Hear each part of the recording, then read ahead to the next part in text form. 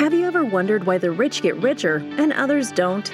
Could it be that a small percentage of the population pay others to find, study, and execute on legal loopholes that exist with our financial life and make it easier for them to prosper?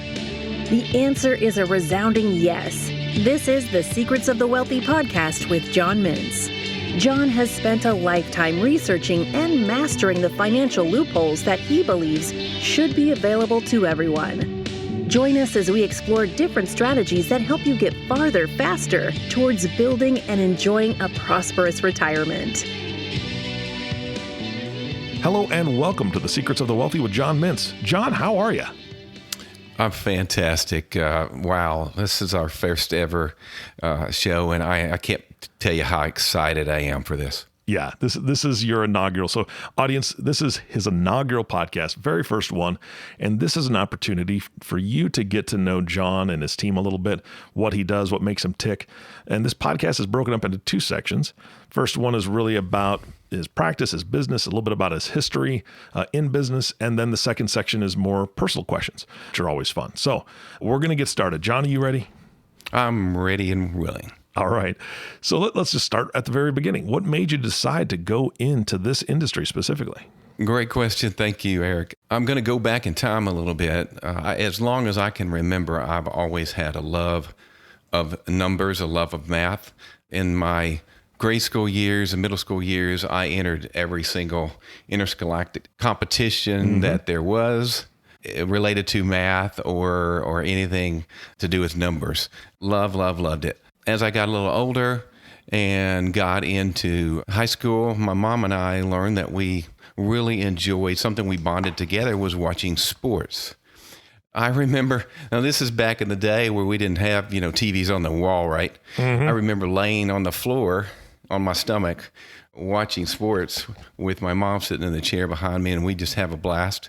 The funnier part of the story is that I would keep on lined ruled paper, I would keep statistics of the games, because this is back when then they didn't keep that and put it on the TV. I could tell you at any point in time in the game how much yardage the running back or quarterback had, what their average per carry or reception was, those types of things. And my mom to this day still has stacks of those statistics that she keeps. I think she has a lot of fun with it. But so the point is, I've always loved math and problem solving, that sort of thing. And then as an adult, I moved into corporate side of finance coming right out of college. Spent the first half of my career, the way I tell the story is learning what the other side does.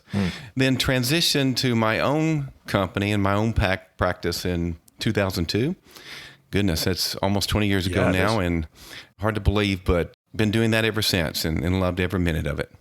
Fantastic. Yeah, it's so funny because I've got some friends that have a son, and he's probably, I think, 13 or 14 now, but ever since he was about 5, he could tell you every player on the team. He could tell you, very similar to you, where he just kept all that stuff. A lot of it he wrote down, a lot of it kept in his head. And I was just blown away because he would tell me about players on the team that I liked best, which is the Seahawks. He would tell me more information than I knew about people on my own team. So I was a little embarrassed by the 5 or 6-year-old schooling me on this. So would have been fun to have that conversation with you. That's awesome. You've been in business almost 20 years for yourself, and that's a great track record. That's something that's very difficult for small businesses to do. Obviously, you've grown a client base. So what do you do for your clients, and how do you educate them? Well, I would say that I am primarily a scholar and a researcher. And what I mean by that, Eric, is that I enjoy finding the answers to the things that I'm curious about. But the other thing that I really seek to do is to link the answers that I do find to actual advice that I can then turn around and give to folks to improve the outcomes in their life, financially speaking, of course, which is where, to a great extent, the name of this podcast came from. But this way, through education of our clients, this way we can go and build a plan for them that they not only know what we're doing, but more importantly, they know why we're doing it and making the recommendations that we're making. Yeah. And we feel they need to be educated so that they can, A, understand B, believe, C, support, and then lastly, get excited about the plans for their retirement future. Zig Ziglar, I'm a huge Zig Ziglar fan. You'll probably hear him come out in these shows, but he had this quote and said, "There's only one thing worse than teaching and training employees and losing them, and that's not teaching and training them and keeping them." Mm-hmm. And that's kind of the way we feel about our clients. If we do a good job of teaching and coaching and training them, they're going to be with us for life, which is exactly what happens with most of our clients. And then finally, through education, we believe that our clients no longer need to be afraid of or lose sleep over things like running out of money before they die, or escalating taxes in retirement, or market volatility, or lastly, being a burden to their children when they go. Those things strip away the more that they're educated. I think it's invaluable. If you can sleep better at night, that's worth all the money in the world, right? I mean, that's what I think each of us would like to be able to do, and having to worry about those things, that really does rob people of sleep. Mm-hmm. So who would you say is your ideal client then that you're looking for? Oh, good question. That I would say the best way to put that is to say that someone that's really open-minded about alternative investment strategies. Now, we do everything. And when I say alternative, don't get me wrong. I don't mean new, okay? Mm-hmm. It's just new to them. And someone that's willing to allow us to, here's that word again, but allow us to educate them about the tools of the wealthy and how it can benefit anyone that's willing to learn and execute on them. And then lastly, folks that have a burning desire to hang on to what they've worked so hard, sometimes 30, 40 years to obtain. Yeah, that's a beautiful thing. Again, I what I'm hearing from you is you want clients that are malleable, or they're willing to listen at least and hear what you have to say, because it's in their best interest to be able to explore new options. Like you said, new to them, not necessarily new to the market, but new to them. And I think that all of us need to be willing to get that education from someone like yourself who's been doing this for as long as you have. Mm-hmm. And doing it as long as you have, I know you can't do it by yourself. You're fantastic. I mean, you and I've talked many times before we even pressed the record button on this podcast today.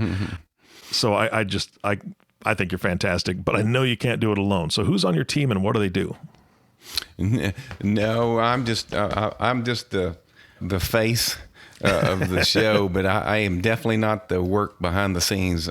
And I'll tell you, I could talk about my team a lot longer than we have time for today, that's for sure. My team is growing, and they're just amazing. And I think what really stands out about them is that they just genuinely care about our clients and their families. We kind of talk about our clients as our family, and our tagline is, when they join us, is welcome to the family, because we really do believe and treat them that way. Maybe we'll have time to talk about the rest of the staff on another show, but I do want to mention my wife, Leah, here, only because she is also my operations director. To say that she's an amazing lady would be an understatement. She runs, when I say a tight ship, both at home and at work, I'm not exaggerating. At the same time, she has developed an onboarding team and a servicing team that makes folks feel really warm and welcomed. Clients can get answers to all their questions at any time, and they just feel really comfortable working with her and her team. So yeah, I just have a great, great team for sure. Yeah, I knew you were a smart man. And if you're going to mention anybody that's on the team, your wife is the one for sure. And I've had the pleasure of meeting her through a couple of our conversations, and she is fantastic. Obviously, you've been blessed, and you guys do make a great team. So I love working with you already.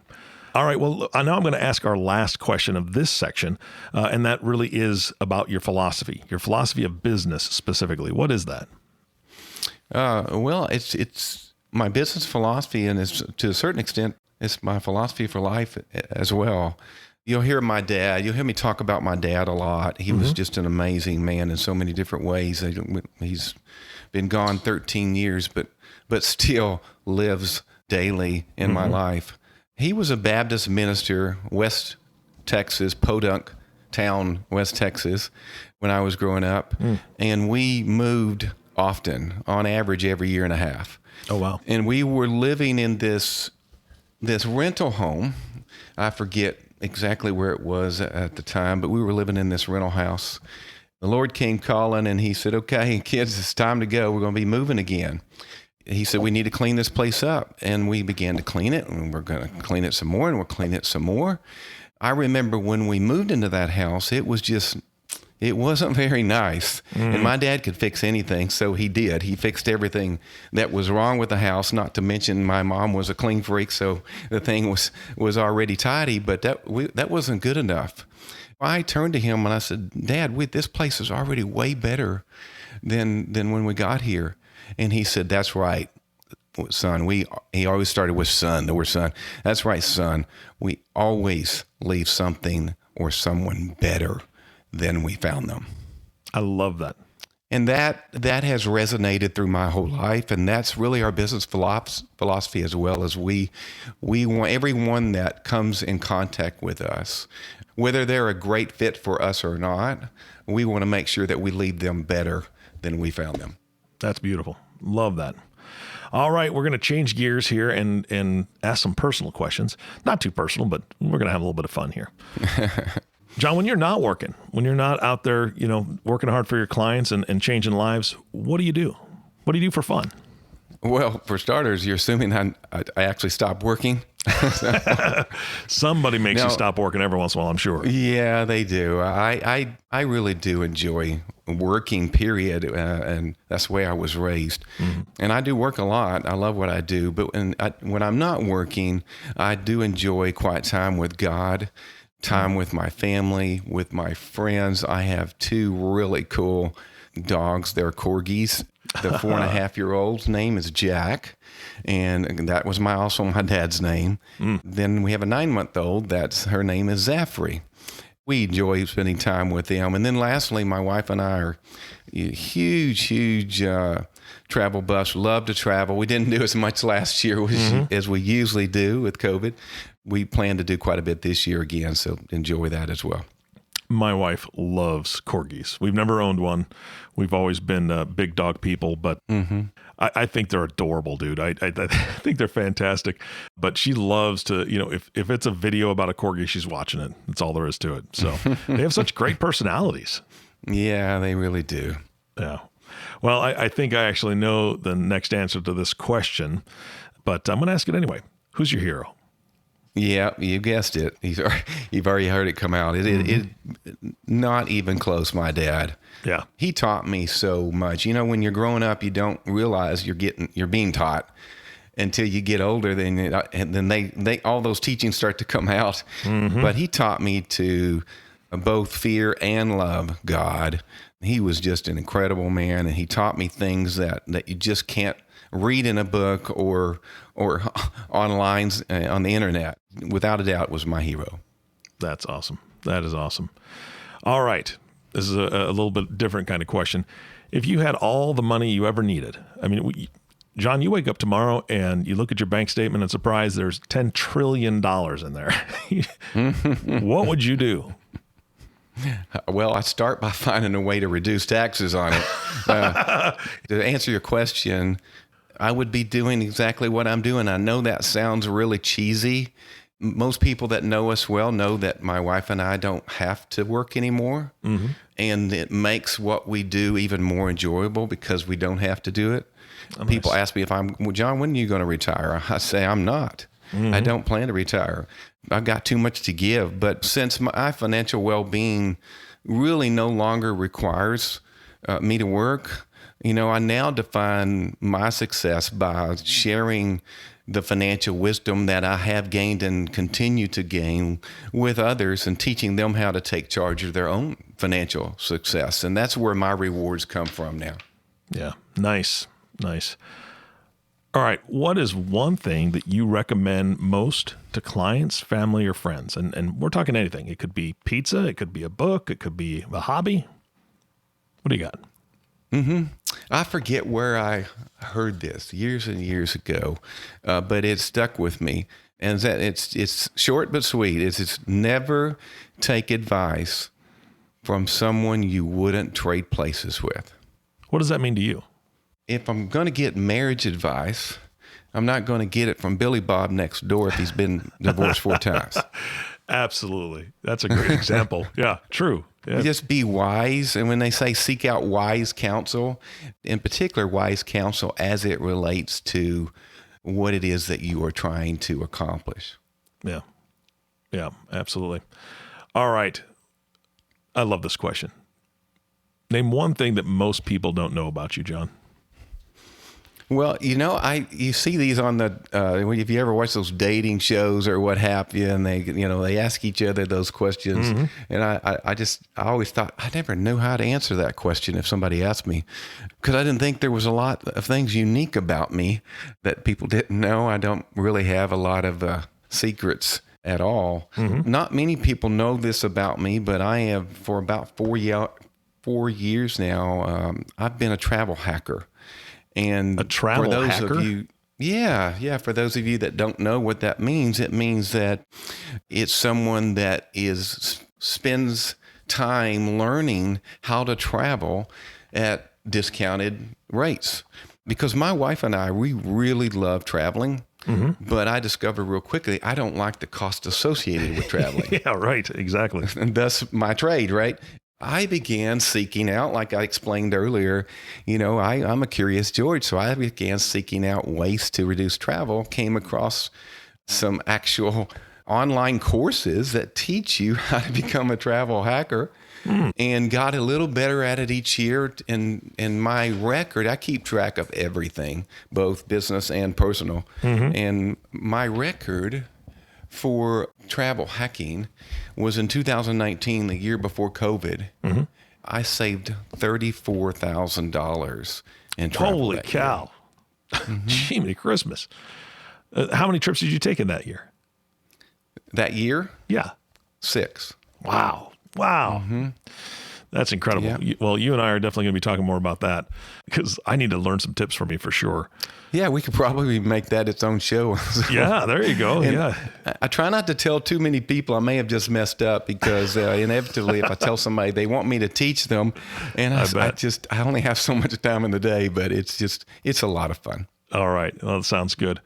Mm-hmm. All right. Well, John, you're extremely positive. You've always, every conversation we've ever had, you've got a lot of energy, a lot of positivity, and you also have a lot of, connection to your past with your father and other examples that you gave. But everybody goes through points where they're down a little bit or, things are frustrating them. What do you have as far as a mantra or a motto or something that you say to yourself to help you keep focus when you lose focus? Yeah, whether it's focused or being positive or just giving yourself a kick in the rear when you need it. My dad used to say, he'd always say, if you don't have time to do it right, when are you going to have time to do it over? And when he said it, he meant it. That is really what keeps me focused is everything that I do it with purpose and I do it with my dad's voice in my head, which is, I'm going to do it right. Because if I don't do it right, I'm going to have to do it over. Yeah. And I don't have time to do it over. Yeah. So I'm going to take my time and do it right. Yeah, no, that's great. That's my dad did a lot of woodwork and carpentry, and I wish I had learned some more skills from him. I mean, he is still with us, but he's done doing a lot of woodwork, but just meticulous, right? And I need to learn more of that in my own life. So it sounds like you had a great teacher and followed that thoroughly. Well, I didn't know that about you. I didn't know that about you, Eric. About your father. My father did the same thing, actually. Yeah. I've got a couple things on my shelf behind me that he built, some boxes, some jewelry boxes that are just beautifully done. And I look at some of the woodwork I've done. I'm like, I better step up my game. I definitely still call him to ask him questions about how to do certain things. That's what he's there awesome. For. So, all right. So what is your proudest achievement? Oh, easy. That's my 3 kiddos, my 3 children. I have 3 of them. My oldest is JT. He is a junior, and he's just an amazing young man of character and dignity. He's a true friend. He's a definition of a friend. What's really interesting about him is he is a self-made game developer. Wow. if you know about anything about that world, it's very competitive. But he's completed his first game and released it on iPhone last year. He's now working on his second game, and I'm just really proud of him. Then my oldest daughter, her name is Brittany, and she's gorgeous and brilliant and just a sweetheart, and she's a realtor, a successful realtor. My youngest, my stepdaughter, her name is Maggie. She's beautiful, smart, and she's been accepted into nursing school recently and is going to take care of all of us someday. So just great. 3 great kids that any parent would be proud of. Yeah. Congratulations, man. That is awesome. That is fantastic. All right. Well, that's really the end of my my questions for this podcast. We're drawing close to the end. I have a couple other questions for you, but this is more just to wrap up. You have the attention of a lot of people. This podcast goes nationwide. I want to know, who do you think should listen to this podcast? The best way to say that, I guess, would be anyone who has the desire to be a good steward with the financial blessings that God has blessed them with. Someone who is open-minded, and probably most importantly, someone who is teachable and coachable. Yeah. Yep. You alluded to it earlier, and I think it's so important that is, how people are walking in to meet you, is that they're open to have that conversation. So that's great. And speaking of that, how do people reach out to you if they want to contact you? Okay, great. Well, our main office line is area code 817-225-6260. Our primary email address is info at Biltmore. That's the name of our company, and that's spelled Biltmore -financial.com. And then our website is exactly the same, Biltmore-financial.com. Fantastic. All right, John, thank you so much for your time today. This was a great podcast. Way to kick it off. Thank you, Eric. It's just been a blast, and I can't wait for the next one. Absolutely. And our last thank you goes to you, the listening audience. Thank you for tuning in and listening to the Secrets of the Wealthy podcast with John Mintz. I know you haven't subscribed to the podcast yet because it's the very first one, but you can do so by clicking the subscribe now button below. This way, when John comes out with a new podcast, it'll show up directly on your listening device. This makes it much easier to share these podcasts with your friends and family. Again, thanks so much for listening today. For everyone at the Secrets of the Wealthy, this is Eric Johnson reminding you to live your best day every day. And we'll see you next time. Thank you for listening to the Secrets of the Wealthy podcast with John Mintz. Click the subscribe button below to be notified when new episodes become available. The information covered and posted represents the views and opinions of the guest and does not necessarily represent the views or opinions of John Mintz. The content has been made available for informational and educational purposes only. The content is not intended to be a substitute for professional investing advice. Always seek the advice of your financial advisor or other qualified financial service provider with any questions you may have regarding your investment planning.